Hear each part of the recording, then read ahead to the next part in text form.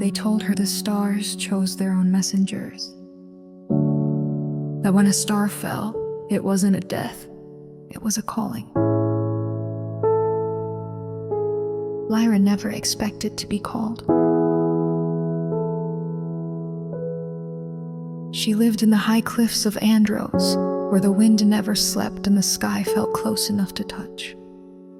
Her days were quiet, weaving stardust silk, caring for her grandmother, and dreaming of a world beyond the clouds. But dreams were luxuries for other girls, ones not born into fading bloodlines and long-forgotten prophecies. That changed the night the star fell.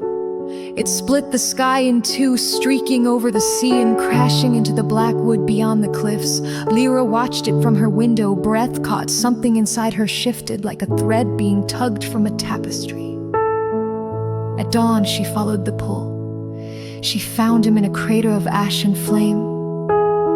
He wasn't human, not entirely. His hair shimmered like obsidian under moonlight, and his skin held a glow that pulsed with every breath. His wings, though torn and burned, were beautiful, feathers laced with silver veins.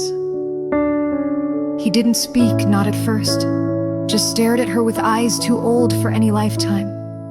But when his lips finally parted, her name slipped out as if he'd always known it. Lyra. He called himself Kalen, a celestial bound to the skyward order sent to warn their world of the breach between realms, but he'd been wounded in crossing. And now he was fading, his light dimming, anchored only by her presence. Days passed like minutes. She hid him in a hollow beneath the cliffs, tending to his wounds, learning his language, and laughing in ways she hadn't since childhood. And in the quiet moments, their hands would brush, and something unspoken bloomed between them. She didn't know what it meant to love someone who belonged to the stars, but she loved him anyway. And he loved her in return with a kind of reverence, as if she were the miracle and he the mortal. But light borrowed from the heavens was never meant to stay. The breach widened. Creatures of shadow slipped through the veil, drawn to Kalen's fading light. The cliffs began to wither, the skies turned blood red, and the wind grew heavy with warning. To restore balance, Kalen had to return, to ascend again through the tear in the sky. But the price was cruel. "Someone must take my place," he said, voice thick with sorrow. "A tether must remain, something living, a soul."